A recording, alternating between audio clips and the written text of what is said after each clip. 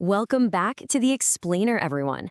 Today, we're diving straight into a massive, fundamental shift happening across the entire travel industry right now.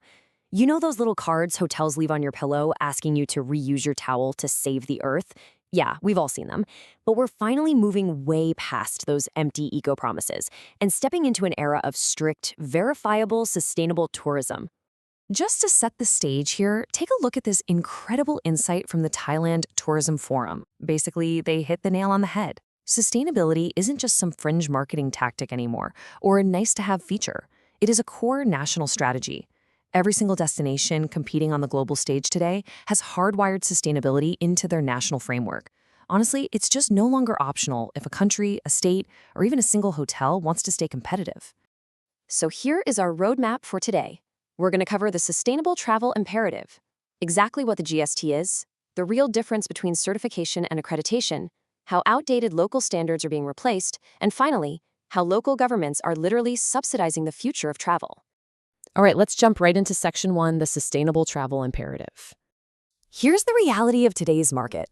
Eco-conscious travelers are absolutely exhausted by greenwashing. You know, when a business makes these totally exaggerated or even false claims about being eco-friendly.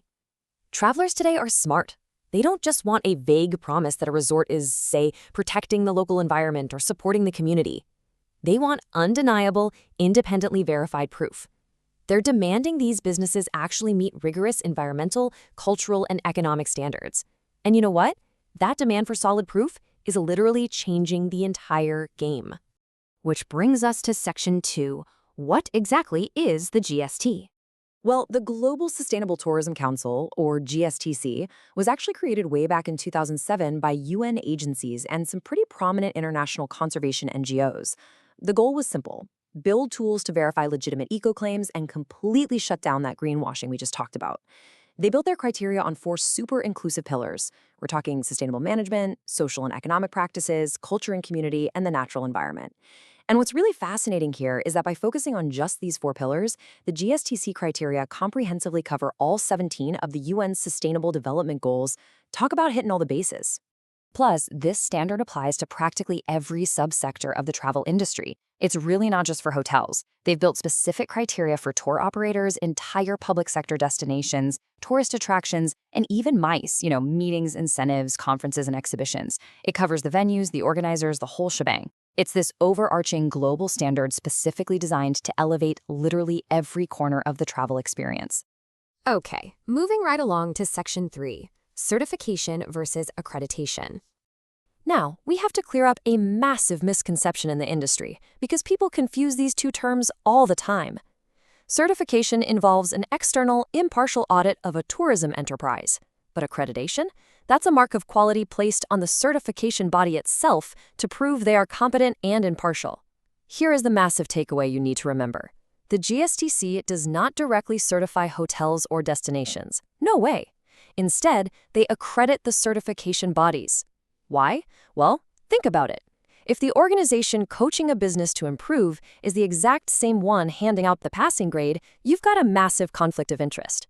By only acting as the accreditation body, the GSTC guarantees absolute neutrality. So, how does this actually build a trustworthy ecosystem in the real world? It's a clear 3-step process.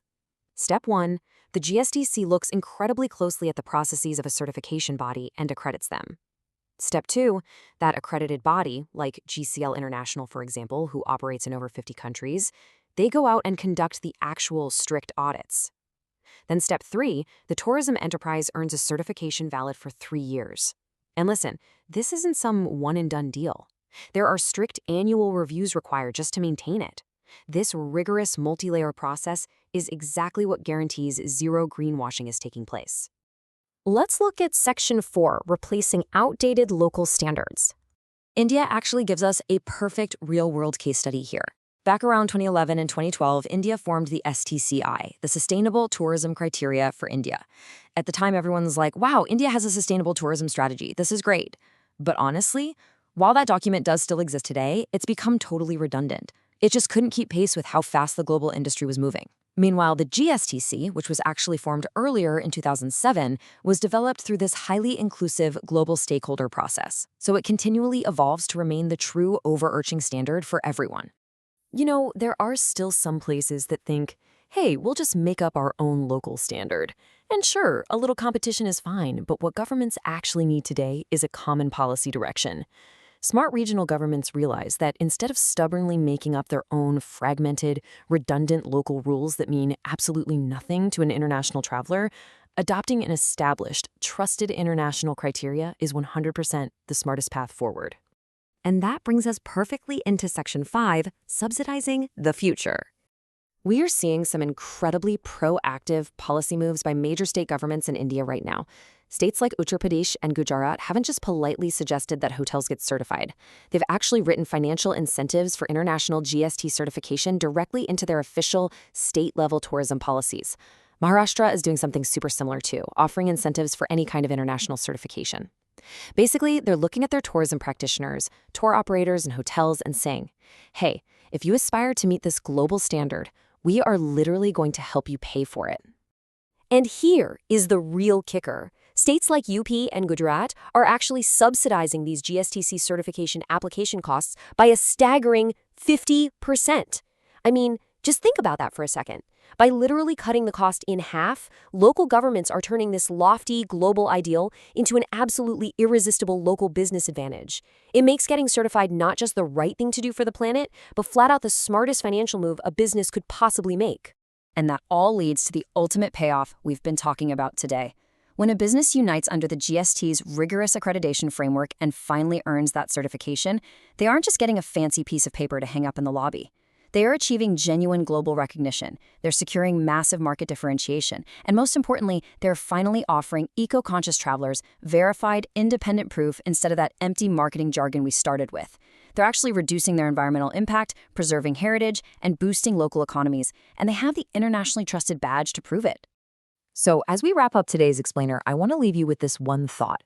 Next time you're planning an adventure, a vacation, or maybe booking a massive conference, ask yourself, are the places you're staying just talking a big game about being green, or do they actually have the rigorous, impartial GSTC certification to prove it?